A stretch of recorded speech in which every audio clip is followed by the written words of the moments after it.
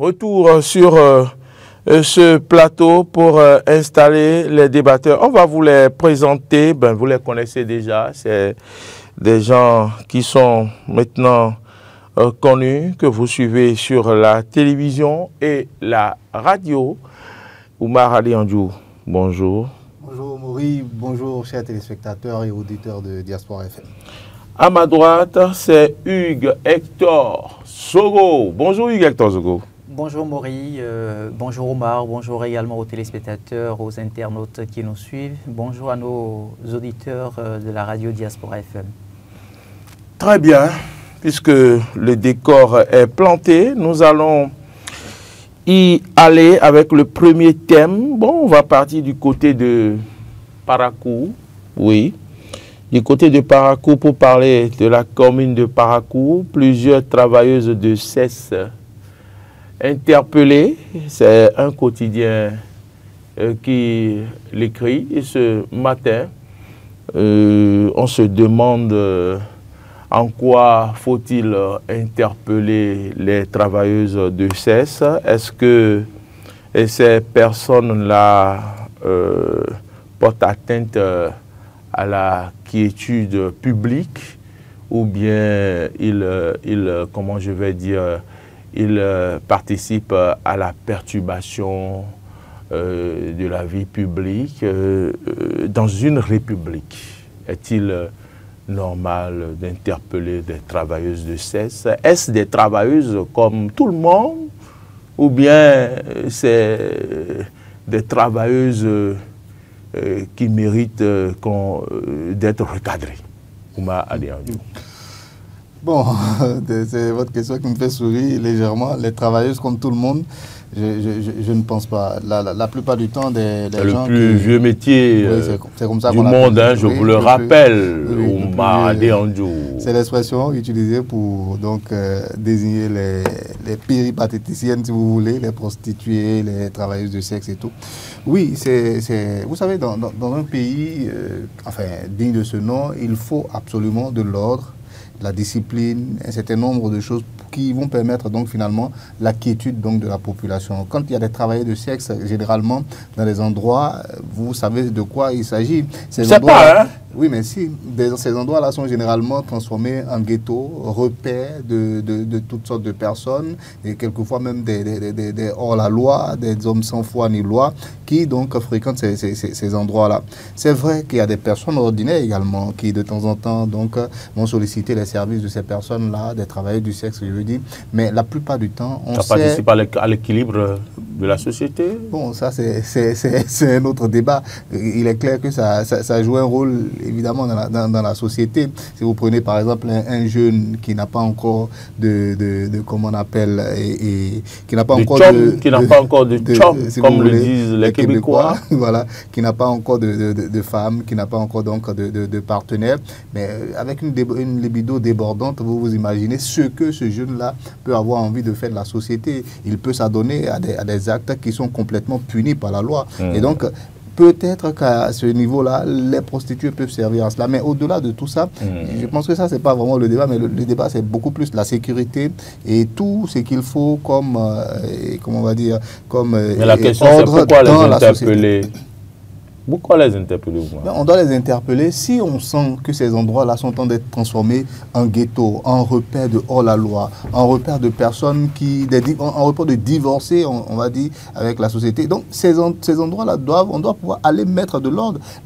Comment on appelle l'autorité de l'État, il n'y a pas un seul endroit qui doit échapper à l'autorité de l'État, à l'autorité donc de nos forces de l'ordre. Donc, à un moment, si on sent le besoin, il faut y aller. Parce que, vous savez, je l'ai dit, prenez même Cotonou dans le temps, quand il y avait beaucoup de repères de ce genre, mais à certaines heures, tu ne peux pas passer. Même toi, tu ne peux pas te promener dans la rue tranquillement, mais c'est tout de suite, même quelquefois, on te met un foulard au cou, on te dit chérie, mais tu es gêné, tu te dis, mais qu'est-ce qui se passe? Qu'est-ce que vous cherchez en marchant nuitamment dans ces endroits? Nous sommes au Bénin, on a le droit de marcher la nuit, ou bien c'est pas interdit de marcher la nuit. Au point de recevoir de foulard au cou, oui, avec chéri à l'appui. Oui, avec chéri à l'appui. Il y a des fois où tu sors pour des activités de nuit. Vous êtes journaliste, vous savez de quoi je parle. Et dans le temps, oui, dans le temps, tu passes dans la zone de Djonké, c'est automatique. C'est chéri à gauche, chéri à droite. Et puis, le plus difficile, c'est que c'est des personnes... Bon, il y a tous les mots doux que vous pouvez imaginer. On vous laissait gratuitement là-bas.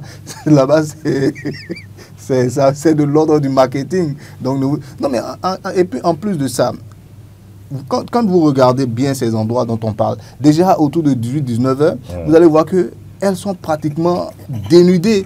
Elles s'habillent pour mieux se déshabiller et pour attirer l'attention. Et au même moment, c'est à peine la tombée de la nuit, il y a des enfants qui passent, il y a toutes ces personnes-là qui sont en train de passer. Donc, à un moment, il faut faire donc très attention et comment on dit, comment est-ce que je vais l'exprimer? Il faut absolument... Vous me déconcentrez un peu. Non, je ne vous déconcentre pas. En fait, je vous demandais d'arranger votre micro. Oui, le micro. Ah, effectivement. Donc, je pense que c'est la preuve que nous ne sommes pas des robots. C'est la preuve que nous sommes bel et bien des humains. On est en direct. Voilà, et que nous sommes en direct. Voilà. On peut se le dire clairement. Mon micro était mal placé, donc je l'ai bien placé finalement. Donc, vous bougez trop, vous faites trop de gestes en fait. Je vous ressemble un peu sur ce point-là. Et donc, finalement, vous voyez, très tôt le matin, comme ça, enfin, je dis très tôt, à peine la pénombre tombe, à peine le crépuscule arrive, et vous voyez déjà, voilà, vous voyez déjà ces jeunes dames-là qui sont déjà là, comme ça, presque dénudées, et pendant que les enfants passent, c'est au même moment que les enfants reviennent des cours et tout ça. Donc, c'est des éléments qui peuvent conduire à du désordre dans la société. On sait ce que le sexe peut provoquer. Oui. On sait ce que le sexe peut provoquer. Prenez une maison et mettez une maison, les maisons locatives là, c'est des expériences vécues. Hein. Vous mettez rien que des célibataires dedans, hommes, femmes, tout ça. Mais je vous assure, au bout de 3-4 mois, vous allez avoir des bagarres même quelquefois à la machette. Wow. Oui. À Cotonou, demandez, les gens vont vous expliquer, c'est comme ça. Il y a certains propriétaires même qui vous disent, je ne veux pas de célibataire chez moi parce que il sait que si jamais la jeune fille célibataire là vient là-bas, le monsieur marié là, tout à l'heure, il y aura des quiproquos. Il y aura étincelle. Voilà. Donc c'est pour vous dire quoi? Le sexe, on sait ce que ça peut générer comme désordre si on ne fait pas très attention. Si on laisse tomber tous nos mœurs, tous nos mœurs et coutumes, je vais dire, tous nos us et coutumes, et qu'on s'adonne rien que à ces genres de pratiques-là, dans certains endroits, je vous assure, ça devient immédiatement le repère de ces personnes-là. Ils seront attirés. Parce que c'est des personnes qui sont désœuvrées, complètement oisives, peut-être toute leur vie. Donc, tout ce qu'ils savent faire, c'est de temps en temps comment on appelle, perpétrer des forfaits pour pouvoir, donc, je ne sais pas moi, gagner des choses, pouvoir manger, faire ce qu'ils ont à faire. Mais ces gens d'endroit deviennent donc finalement leur repère. Donc, si les autorités, sur le plan de la sécurité, remarquent de telles choses, c'est tout à fait normal qu'il y ait une opération. Parce qu'à Parakou, apparemment, il s'agit d'une opération de grande envergure dans certains quartiers, dans certains quartiers, dans certains, comment on appelle, dans certaines agglomérations de Parakou, pour aller donc dénicher donc ces personnes-là. Parce que c'est elles qui attirent tout ce monde dont nous parlons. Donc, dès l'instant où on met la main sur ces personnes-là, c'est fini. Et c'est un moyen également de lutter contre le proxénétisme. Vous savez, ces personnes-là, elles sont là. Quelquefois, c'est même pas quelquefois, pour la plupart du temps, parce qu'elles sont dans la nécessité, elles sont dans le besoin, elles ont beaucoup de difficultés. Et il y a des gens qui finalement profitent de leur faiblesse, profitent de leur manque, de tout ce qu'elles ont comme problème pour pouvoir donc les utiliser comme des travailleurs de sexe, comme des prostituées que d'autres viendront payer. Et vous n'êtes pas sans savoir comment ça se passe. Moi, je ne suis jamais allé. Et c'est sincère, je vous le dis. Oui, parce que nous sommes journalistes, vous n'êtes pas sans le savoir. Et Hector s'étonne, mais alors qu'il le sait également. Non, parce que nous sommes, si, vous savez, parce que vous êtes journaliste et vous avez déjà beaucoup lu sur ça. Hector, est-ce que vous savez de quoi l'homme parle? Je ne sais pas de quoi il parle. Et certainement, j'ai pas eu la chance tout à l'heure, vous allez en parler, on va voir que vous en savez beaucoup. De quoi parle l'auteur? Et donc, ce que je veux dire, c'est quoi? Pour finir, ce que je veux dire, c'est quoi? C'est que on utilise leurs faiblesses pour finalement les utiliser, pour abuser d'elles, pour les exploiter sexuellement. Et donc, il y a des proxénètes derrière qui construisent des chambres de passage pour que leur chambre de passage marche, qu'est-ce qu'ils vont faire? Donc, ils vont attirer ces jeunes filles-là dans ces endroits-là. Et finalement, elles vont venir. Et lui, il va gagner non seulement de l'argent sur chaque client, et peut-être aussi gagner le prix de la chambre. Et comme c'est des personnes qui sont dans le besoin, elles ne savent pas quelquefois même peut-être où aller dormir. Elles viennent peut-être des endroits très reculés, peut-être même d'autres pays de la sous-région. Et elles sont obligées de tout faire pour être très bien avec ce monsieur-là et dormir finalement dans l'endroit où il a construit pour ses chambres de passage. Donc vous voyez, il y a beaucoup d'éléments qui peuvent pousser les autorités sur le plan de la sécurité à aller donc et mettre fin à ces choses. Et puis, ce n'est pas très joli pour un pays comme le nôtre, avec ce que nous avons comme coutume, ce n'est pas très intéressant, ces choses-là sont pas, c'est pas bien. Voilà. D'accord.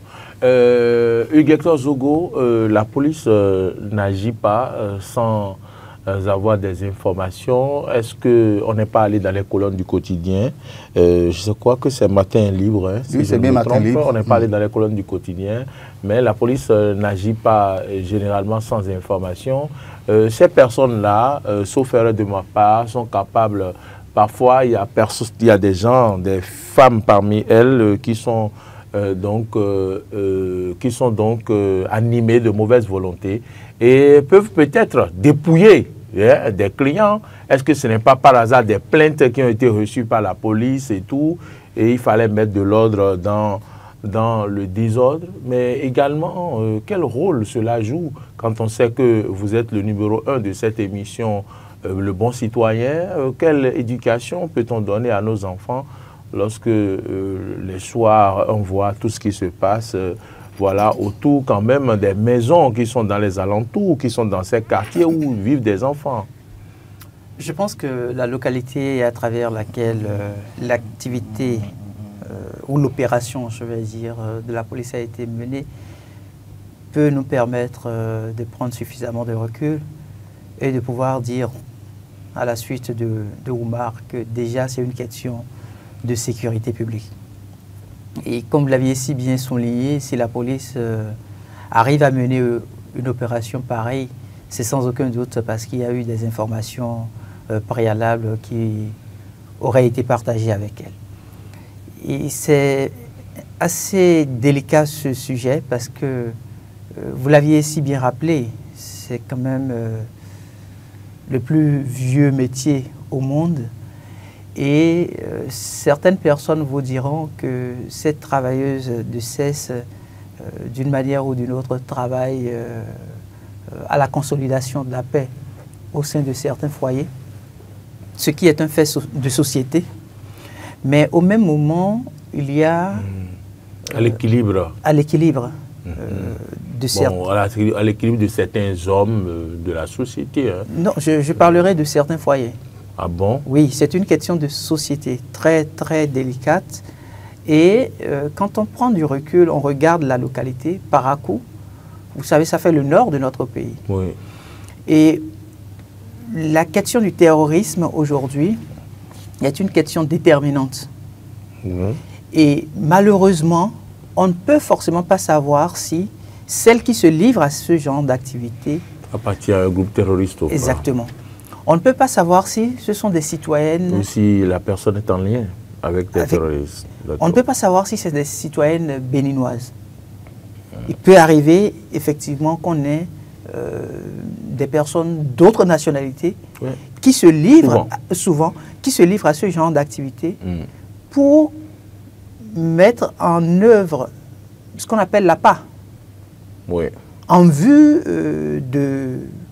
d'atteindre certains objectifs. Il y a certaines personnes qui sont assez fragiles quand il s'agit du sexe. Et donc, tout un système peut être mené autour d'une activité pareille. Donc, c'est pour ça que je trouve que c'est effectivement une question de sécurité publique. Et au-delà de la question relative à la sécurité publique, il y a la question, le défi, je vais dire, de nos mœurs. On est en une période aussi sensible, la période des vacances, où nos sœurs, nos enfants ont la possibilité de se retrouver facilement les soirs dans nos quartiers de eux. Et donc, en voyant ce genre d'activité, elles peuvent être aussi approchées, peut-être par ces travailleuses du CES-là, pour commencer par les mettre dans leur réseau, commencer par les initier. Et donc, si la police mène une opération du genre, ça peut être aussi pour dissuader un peu. Dissuader les jeunes filles qui, éventuellement, ne comprenant pas tout ce qu'il y a autour de cette activité, voudront peut-être s'y mettre parce que recherchant de l'argent pendant cette période de vacances. Ah oui. Ça, c'est le deuxième aspect que je retrouve par rapport à cette interpellation. Et le troisième et dernier aspect, je pense que chaque région aujourd'hui ou chaque grande ville travaille à essayer de repousser le loin possible ce genre d'activité. D'accord. Vous prenez Cotonou, il a parlé par exemple du quartier Yonké, qui était un quartier... Le célèbre quartier. Le célèbre quartier, Bon, qui était vraiment... Vous mettez dans le passé, mais bon, ça Alors, passe. vous m'avez dit Ça tout à n'a l'heure pas que vous n'en cessé. savez rien. Ça n'a pas cessé. Non, écoutez, Bon, tout Vous le en monde savez- sait ce qui se vous passe en à savez un Jonké, peu. Ouma. Tout le monde Vous sait ce savez- qui se passe à Jonké. au fait, aujourd'hui, quand vous allez à Yonké, avec l'investissement que le pouvoir public a pu mettre en œuvre, la zone est plus éclairée. Éclairé, oui. Donc, du coup, elle ne reste plus dans... Ça ne reste pas à la lumière. Exactement, elle ne reste pas à la lumière. Et elle préfère aller se retrouver dans des espaces où peut-être leurs clients ne pourront pas assez vite être découverts. Donc, ça fait que elle quitte l'espace où il y a plus du monde pour se retrouver dans des coins assez reculés. Et pour moi, L'espace où elle reste pour dire faut vivre au dehors.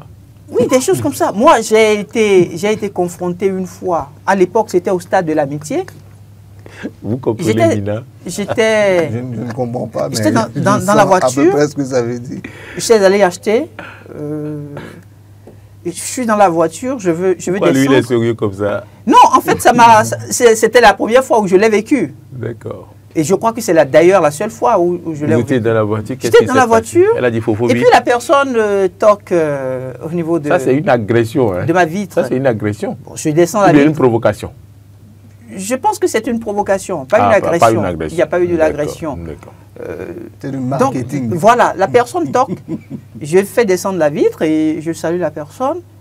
Et la personne commence à faire des mouvements bizarres. Juste là, je n'avais rien compris. Et à un moment donné, elle me dit, bon, je peux me mettre à côté de vous dans votre voiture. Et c'est là où En fait, l'idée m'est rapidement venue à l'esprit parce que... Des mouvements comme celle qui marchait sur les tapis rouges au Festival de Cannes. Oui, vous comprenez quand même que c'est une personne... Festival de Cannes. Vous comprenez que c'est une personne qui se laisse désirer. Qui se laisse désirer et qui vous signifie clairement qu'elle est prête à passer du temps avec vous. D'accord. Et donc, comme moi je ne comprenais vraiment pas le langage, Bon, souvent, j'ai démarré. Ce langage, vous ne comprenez pas. J'ai démarré et c'est à la maison que je dis à mon épouse, bah, écoute, j'ai été confrontée à telle chose tout à l'heure. Elle me dit, mais c'est une travailleuse de CES. Et j'ai fait le rapprochement, je me suis rappelé que effectivement, des gens disaient qu'au niveau du stade de l'amitié, il y a des travailleuses de CES. Et puis, je dis, ah d'accord. Donc, c'est un peu comme ça que le phénomène se passe. Mais je serais à votre place que le lendemain, j'allais marcher dans la zone comme Oma pour prendre de foulard. Non, ça ne vous fera pas du bien. Ça ne vous fera pas du bien. Donc, c'est-à-dire, en résumé, je trouve quand même que c'est un fait de société. C'est un fait de société auquel on peut facilement être confronté. Mais le drame, la police est là pour assurer notre sécurité. Voyez-vous? Donc, s'il y a à un moment donné de petites sorties comme ça, où la police arrive à faire des opérations, c'est aussi pour dissuader. La police n'est pas là pour, je vais dire, pour éradiquer le phénomène. Elle ne pourra même pas, parce qu'elle n'a pas les moyens. C'était ma dernière question. Voilà, elle n'a pas les moyens pour pouvoir éradiquer ce phénomène-là. C'est un phénomène de société qui date de très longtemps.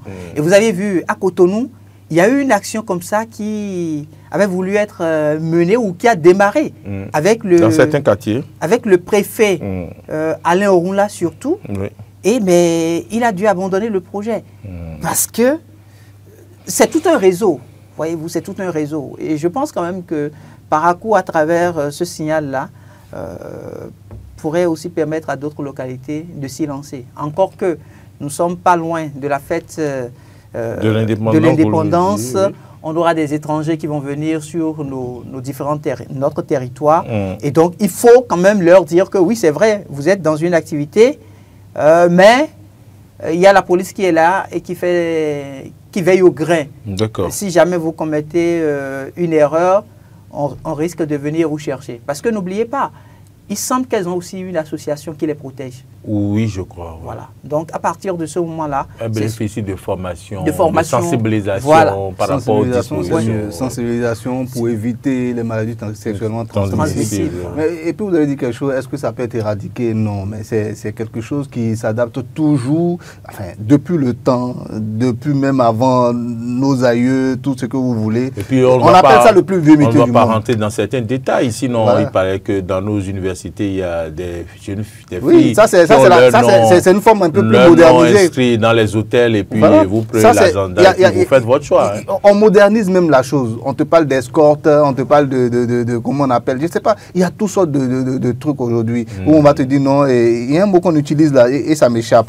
Je crois que c'est plus modernisé. Tisa ou pas Tisa. Non, pas Tisa. Plus modernisé, c'est que Hugues Zoko, vous êtes chez vous, hein, vous êtes tranquille, quoi, en tant que fille dans votre lit, et puis le téléphone sonne, on vous appelle pour dire qu'il y a un client dans tel hôtel, et puis vous sortez normalement comme pour rendre visite à Anita, mais vous êtes... on ne peut pas éradiquer le mal, on ne peut pas éradiquer le mal, ça prend à chaque fois, ça s'adapte aux réalités. Même quand on lutte contre ça, ça s'adapte même à la lutte, et ce sont les différentes manières d'adaptation que vous avez citées là. Mais l'autre chose aussi, puisqu'on parle d'exemple, moi je vais vous raconter une petite histoire aussi. Moi, pratiquement, c'était ma première sortie en tant que jeune garçon.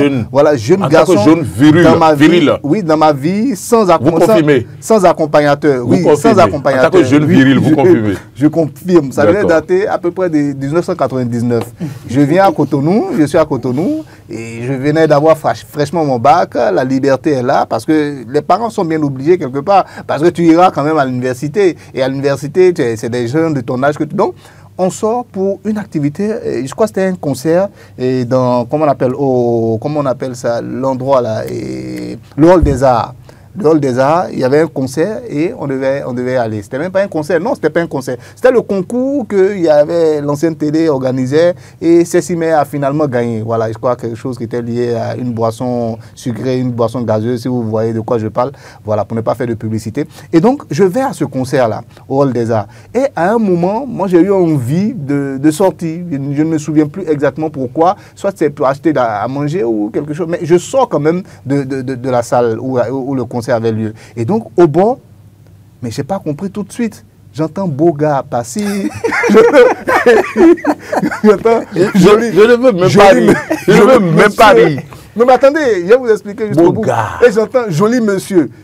Pour moi, je me posais encore la question. Pour vous, c'était le comité d'accueil. C'était le comité d'accueil. Non, moi, je n'avais pas compris. J'étais très naïf, je n'ai rien compris. Je n'ai jamais vécu ça dans ma vie. Et donc, moi, dans mon esprit, je me demandais, mais à quel moment je suis devenu aussi joli, quoi? Ça dit, vous vous êtes senti garçon, homme. Mais qu'est-ce que vous croyez? Et au point où je suis rentré également dans la séduction, naïvement, j'ai voulu séduire, j'ai voulu draguer. Et... mais calmez-vous. Et je devenais à chaque fois de plus en plus insistant. La dame dit non, tout ça. Non, moi je ne vais pas à la maison. Si tu veux, on va aller à l'hôtel. C'est comme... Il dit, mais comment hôtel? Moi je veux te garder, je te veux pour moi et tout. Et comme elle a vu que j'étais devenu très insistante, elle a fait un signe. Elles ont des gars du corps. Un baraqué, un musclé. Donc, vous voyez un peu le mal que ça peut causer dans la société. Pour un jeune garçon naïf comme moi, qui sort, à qui on a envoyé des signaux, vers qui on a été très aguicheuse, et lui finalement, il réagit de manière très naïve. Mais j'ai voulu faire le garçon devant ce monsieur. Il dit, non, mais c'est quoi? Ils sont en train de lui parler. Qu'est-ce que vous me voulez? Tout ça, tout ça. Mais j'allais me faire tabasser pour rien du tout. Pour rien du tout. Voilà. Ouais. Donc, c'est tout ce désordre-là aussi auquel il faut faire très attention. Bon, elle a aussi compris voilà. qu'elle ne pouvait rien tirer de vous. Hein, donc, non, elle a vu que, elle a compris finalement qu'il était de l'argent. jeune. Je parle de l'argent. Oui. Bon, voilà, elle a vu que bon, oui, vous n'avez pas compris. Lui n'a rien compris. Il n'est pas dans le code. C'est un bleu, comme on le dit, un bleu. Dans le domaine, il était vraiment bleu. Comme la couleur de mon habit ce matin. Donc, c'est pour ça, rapidement, elle a appelé le monsieur, son garde-corps, pour donc vous séparer d'elle. Voilà. Donc, on a fait un peu, on a parlé un peu de ce sujet. Allons maintenant du côté de Akpakpa, où la question a vraiment perduré. Aujourd'hui, le gouvernement a pris des dispositions. On a vu même des magazines où ils ont travaillé vraiment d'arrache-pied pour essayer de régler ce problème de pénurie d'eau dans les robinets du côté du pont, hein, des ponts, je vais dire, à Gbangandan, à Akpakpa, Sekandi et tout.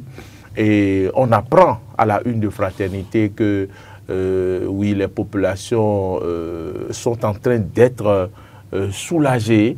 Et je pense quand même que c'est une bonne nouvelle, Hugues Hector Zougou.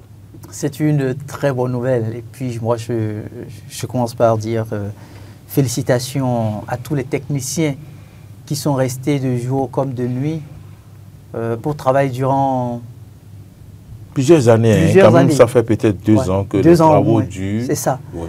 Et à un moment donné, certaines mauvaises langues pensaient même que c'était du poupeau. C'était comme si, bon, on utilisait la une des journaux pour faire des effets d'annonce. Mais Dieu merci, on est arrivé quand même à il faut saluer au passage toute l'équipe de la SONEB, avec à sa tête le directeur général de la SONEB. Évidemment, c'est pourquoi j'ai commencé... C'était M. Migan. C'est pourquoi j'ai commencé par parler des techniciens. Ouais, hein, c'est pourquoi j'ai commencé par parler des techniciens, parce que ce sont eux qui ont fait le véritable travail. Ce sont eux qui sont restés de jour, de nuit, sous toutes les pressions que vous mesurez. Parce que dès que les populations commencent par écrire sur les plateformes numériques, vous mesurez un peu ce que ça représente. Le département tout de suite va vous sonner pour dire attention, il faut vite finir les travaux, il faut que l'État est en train d'investir, l'État met des milliards, et donc il faut. Aujourd'hui, le résultat est là. Autant que nous avions pris du plaisir à décrier ce phénomène. Tout à fait, parce qu'on a fait plusieurs reportages. Exactement. On a réalisé plusieurs reportages, plusieurs médias ont parlé, on a fait plusieurs émissions. Je vais vous faire une confidence. Hein. Moi, je devrais déménager à un moment donné. Mon épouse me dit, il faut qu'on aille à Akpakpa. Je dis, pourquoi? Elle me dit, oui, à Akpakpa, il y a quand même de grandes maisons, de belles maisons. Donc, tout est espacé. Je dis, mais et la question de l'eau? C'est la question que... C'est juste cette question-là qui a fait qu'on n'est pas allé... Fait capoter le oui, qui a fait qu'on n'est pas allé à... Sinon, elle m'a montré quand même de très belles maisons. Elle m'a convaincu. Oui. Mais la question de l'eau, parce qu'il fallait se réveiller chaque matin entre 3h et 5h pour obtenir de l'eau. Dès que vous dépassez cette tranche... C'est obtenir de l'eau ou bien il faut guetter. Il fallait guetter l'eau, dormir comme un chat, et de temps en temps ouvrir un œil pour voir si l'eau est arrivée. C'est vrai. Parfois même, la tranche horaire de 3h à 5h qui est connue, et on se dit, bon, au moins, si on réglait son alarme, son réveil, on pourrait au moins aller chercher l'eau en réserve, tout ça. Vous réveillez à cette heure-là et vous n'aviez rien. Ça aurait dit que l'eau était déjà disponible. Oui, tout le monde est en train de prendre l'eau. Tout le monde sait, tout le monde connaît la méthode déjà. Exactement. Ça aurait dit que déjà à 1h peut-être, c'était déjà disponible. Et si vous êtes à l'étage, c'est compliqué. C'est encore plus grave. Donc, pour moi aujourd'hui, franchement, il faut remercier le gouvernement qui a mis suffisamment J'aurais bien aimé si on avait prévu qu'on appelle quelqu'un qui a... Je connais des gens qui ont vécu à Akpakpa, qui ont vécu le phénomène. J'aurais bien aimé qu'on appelle quelqu'un pour témoigner, mais je vais le faire. Vous savez ce qui va se passer? Vous savez ce qui va se passer? Prenez le quartier Agla. Qu'est-ce qu'il y a? Il y a quelques années en arrière, quand on parlait du quartier Agla, tout le monde vous parle de l'inondation. Oui. Et personne n'avait envie d'aller s'installer à Agla. Oui. Aujourd'hui, dès que vous parlez de Agla, Mais, ça a été transformé. métamorphosé. Ça a été métamorphosé. Voyez-vous? Donc, les mêmes qui hier se retrouvaient sur les plateformes pour dire nous avons manqué d'eau, ce sont les mêmes qui vous diront nous vivons mieux à Akpakpa. Oui. Ne vous moquez pas de nous. Nous sommes mieux à Akpakpa. Mais ce qui m'étonne, il manque d'eau, mais il ne quitte jamais Akpakpa. Non. Pourquoi voulez-vous qu'il quitte? Non, mais ce phénomène, je n'ai pas compris. Comme je vous l'ai dit, entendez les gens se plaignent tout le temps qu'ils n'ont pas d'eau à Akpakpa, mais ils ne déménagent pas. comme je vous l'ai dit, à Akpakpa, il y a de très belles maisons. Et les maisons sont aussi très spacieuses, voyez-vous. Et du coup, en fait, il y a une certaine douceur, je vais dire. Ce n'est pas le tohu-bohu des grands quartiers. Ah bon? Oui, je pensais que c'était des quartiers chauds à Akpakpa. Non, je pense quand même... Mise en bord, à Bodjeto. C'est des endroits aussi chauds. Oui, ça c'est plus proche du marché. Yenawa. Ça, c'est plus proche du marché. Quoi encore? Bon, il y en Ça, a c'est plus plein. proche. Mais écoutez... Des dopos. Des locaux, voilà les quartiers, voilà les quartiers. Vous savez, aujourd'hui, quand vous rentrez dans Akpakpa, vous allez voir l'investissement en termes d'infrastructures routières. Vous voyez les marchés modernisés qui sont construits. Tout ça, en fait, rassure. Vous n'avez plus envie de vous retrouver à Dantokpa. Vous n'avez plus envie de traverser le pont avant d'avoir tout ce que vous voulez. Et puis il y a les grands Aladji, les Aladja. Exactement. C'est-à-dire on vit quand même... pendant la Tabaski, peut-être, c'est animé. Bon. C'est un quartier chaud, ça. Moi, j'ai vécu plusieurs C'est comme années. les Médinas, peut-être, au Sénégal ou Oui, ailleurs, dans les oui, pays moi, j'ai vécu pendant plusieurs années à Akpakpa. Je connais plus ou moins voilà. les réalités. Merci. Je ne savais pas pourquoi je cherchais aussi loin ce qui est si proche de moi. Ah, bienvenue, monsieur. Dites-nous votre calvaire, dites-nous tout. C'était réel, c'était réel. Tout ce que Hector a dit, tout ce que vous avez dit également est réel. Surtout quand quelqu'un habitait à l'étage aujourd'hui, à Akpakpa, vous allez presque dans tous les appartements où il y a des, c'est-à-dire c'est à plusieurs niveaux, voilà, où il y a plusieurs niveaux. Vous allez voir obligatoirement des suppresseurs sur tous les compteurs. C'est comme ça, parce que si vous ne le faites pas, en haut, les gens n'auront pas de l'eau. Et les suppresseurs, ça pompe également l'électricité. Donc, c'est un coût encore qui s'ajoute sur tout ce que vous avez comme charge à la fin du mois. Donc, il y a beaucoup d'éléments que cela causait comme désagrément. Donc, je pense que c'est une prouesse encore à mettre à l'actif du gouvernement. C'est quelque chose d'assez formidable parce que le problème perdurait depuis un moment. Ça ne date pas d'aujourd'hui. Il y a plusieurs années en arrière que ce problème-là se posait parce que tout simplement, Cotonou, l'urbanisation est galopante, le pays devient de plus en plus attractif. Il y a la pression démographique, voilà, la pression en démographique, termes d'expression appropriée, voilà, puisqu'on ne savait pas que la ville allait s'éteindre. Je vous le dis, hein, vous voyez le grand château d'eau qui est à Verdokor, le grand château d'eau à Verdokor. Au départ, c'est ce château-là qui devait desservir tout Cotonou, voilà, mais doit traverser le pont, doit fournir de l'eau, d'accord, jusqu'à Akpakpa, c'est grandi partout. Donc, avant que l'eau ne traverse le pont, d'accord, avec la pression. Avec la pression démographique et tout ça là, la pression diminue parce que les autres qui sont à Cotonou se servent. L'eau ne suffit plus, ils se servent. Donc le reste là, avant d'atteindre Akpakpa, la pression baisse complètement. Voilà, j'ai essayé de comprendre ce qui te passe dans le temps où je voulais réaliser une émission dessus. Donc c'est ça qui m'a permis de comprendre. Je dirais même plus, ça c'est l'expertise du géographe que vous êtes également.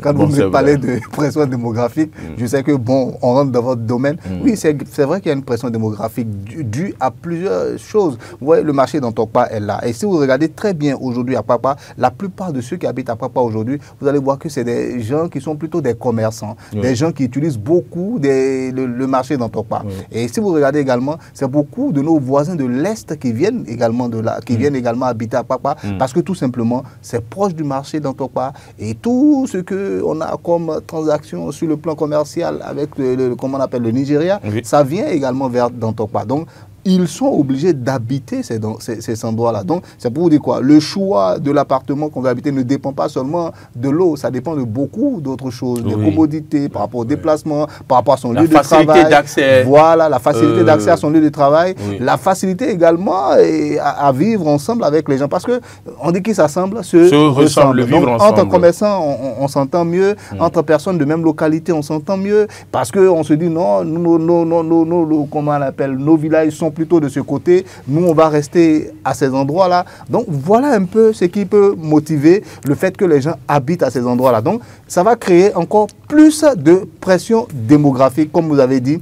Et donc finalement, l'eau qui devait servir pour un petit nombre doit pouvoir servir pour tout le monde désormais. Et c'est bien compliqué parce que ce n'est plus le même nombre qu'au départ. Et donc l'État, pendant très longtemps, peut-être des dizaines d'années en arrière, avait déjà ce souci-là. Et aujourd'hui, voilà que le régime de la rupture arrive quand même à trouver une solution. Je pense qu'il faut quand même saluer cette prouesse-là et leur dire, mais écoutez, bravo, espérons maintenant que ces infrastructures-là durent et que ces populations n'aient plus donc tous ces problèmes-là qu'elles avaient, tous ces désagréments qu'elles avaient depuis le temps. Parce que c'est réel, il y a je vous assure, presque tout le monde a des fûts à la maison, presque tout le monde a des bidons à la maison, des seaux dans lesquels on garde de l'eau. Quand vous allez à Papa, mais c'est automatique, on a un grand fût, tout le monde a un grand fût. Il faut à chaque fois réserver de l'eau. Ce qu'on n'a pas, par exemple, c'est pas un souci quand on habite Calavi. Ça ne pose aucun problème. Quand on habite Godomé, c'est encore moins. C'est pas un souci. Donc,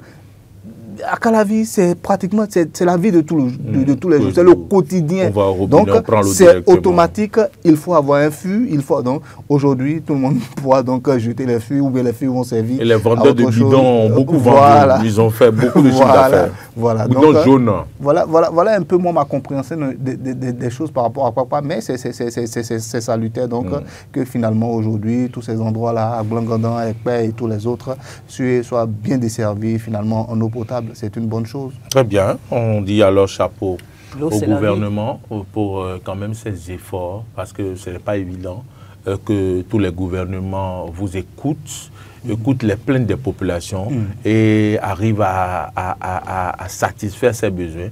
On dit que water for life, l'eau c'est la vie. Et voilà, ça a été fait, on salue cette prouesse du gouvernement. Oui, d'aucuns diront que oui, c'est un devoir, c'est un devoir pour le gouvernement de mettre à disposition les besoins pour satisfaire les besoins des populations. Puisque les gens payent l'eau, payent l'électricité, ce n'est pas parce qu'il n'y a pas l'eau qui ne paie pas les factures. Et voilà, par rapport aux factures, je vais vous dire quelque chose. Vous savez, quand le robinet est là et que l'eau se coupe, ça c'est pour quelqu'un qui a vécu avec Papa. Quand le robinet, comment on appelle, l'eau est coupée, et que vous ouvrez pour vérifier simplement quelquefois, voilà, il y a comme un souffle qui sort. Ce souffle-là, ça fait tourner votre compteur là-bas. Ah bon? Oui, ça fait tourner votre compteur au point où les gars, quand eux ils viennent, ils relèvent simplement, ils s'en foutent. Enfin, ça fait tourner le compteur et toi tu payes encore plus cher. Quelquefois, c'est quand l'eau est coupée qu'on paye même encore plus cher. Parce que parfois on laisse ouvert pour avoir le bruit quand l'eau arrive. Ça c'est encore une grave erreur encore. Vous allez encore payer plus cher et tout le monde le fait. On laisse ouvert. Là comme ça, quand l'eau est là, on entend et qu'on aille rapidement prendre de l'eau. Mais pendant ce temps, les courants d'air qui passent dans les tuyaux et tout, ça fait tourner aussi le compteur. Wow, vous ne faites pas attention à ça. Vraiment. Voilà, mesdames, messieurs, voilà, nous avons discuté du deuxième sujet. Je pense qu'on va s'en arrêter là. On va observer une coup de pause. C'est vendredi, hein, vous comprenez qu'on a parlé société pour nos amis politiques. Hein, vous avez